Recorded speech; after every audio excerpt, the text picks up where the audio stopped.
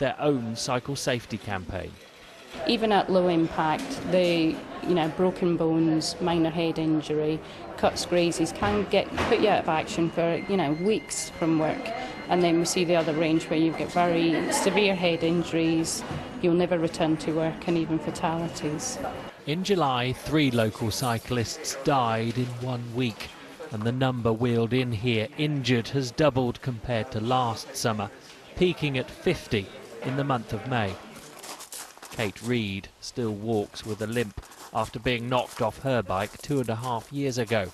The spinal and shoulder injuries she suffered has forced her to find another hobby. I was flat on my back for 7 weeks and then in a plaster cast for another 2 months, and then had lots of muscle wasting, so not being able to drive, not being able to walk far enough. And it took me a full year to get back to being in full-time work again.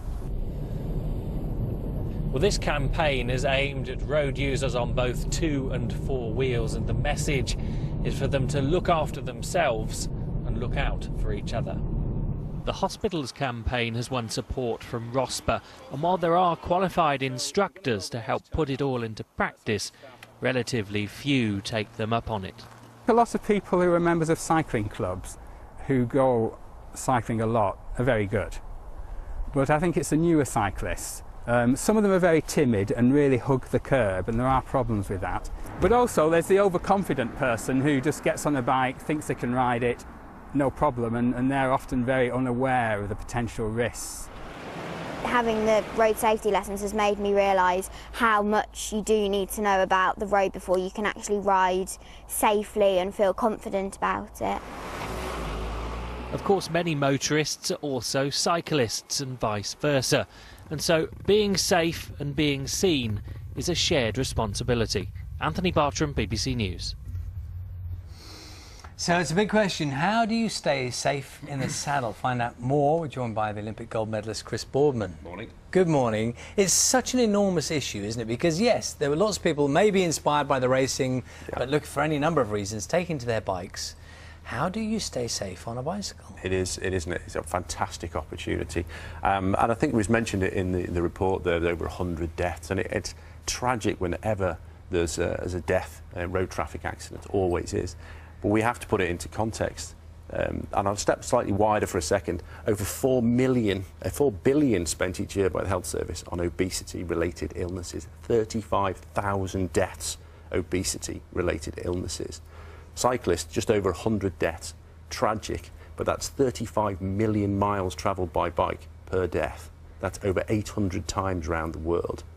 You are as likely to have a head injury from cycling as you are per mile of walking. It is an incredibly safe form of transport.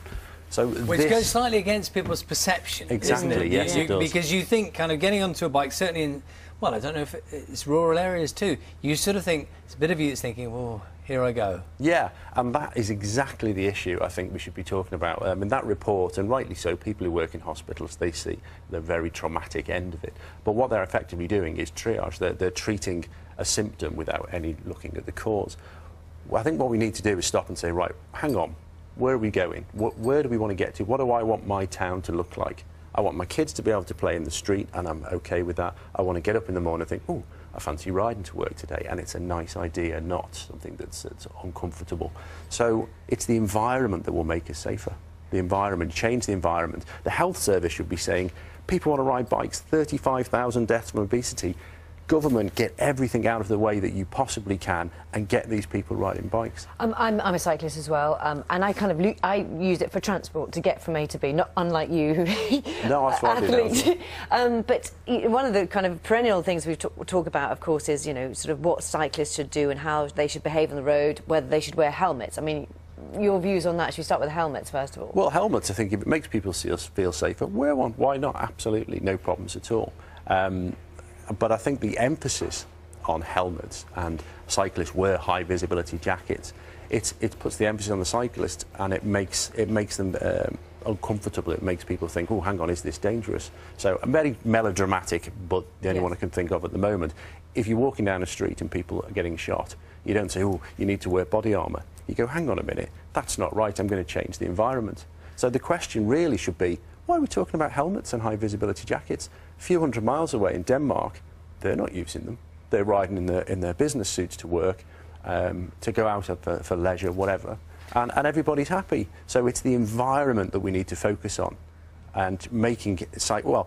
You change the philosophy behind road design. At the moment, road design says, I'm going to keep cyclists safe by getting them out of the way of the car. You don't see any signs or any measures that say cyclists give way to, motorists give way to cyclists. We don't see it, do we? So the philosophy behind road design, that changes. You get lots more people riding bikes, health and all the rest of it. That's not just road design you're talking about there. You're saying that within the highway code, that should be a bit like in shipping, where a motor ship gives way to a sail ship. You're saying in principle, always on the road, that a bicycle should take precedence over a car. Yeah, and it's top-led. I mean, in Denmark, they had a major traffic issue in the 70s. I didn't realise this till a few months ago. And they had a conscious change at the top to say, right, we're going to change this. And they changed the law. And I can't remember if there's a specific name for it, but it says if there's an accident between a bike and a pedestrian, then the bike is at fault, unless it can be proved otherwise. If there's an accident between a car and a bike, the car is at fault unless it can be proved otherwise. So it just gives a duty of care all the way up the chain, and it's that philosophy that will change things. Chris, I know that people will be really interested to have heard that point of view. I know there'll be lots of response, and you're coming back later as well to talk to us about massive Paralympic and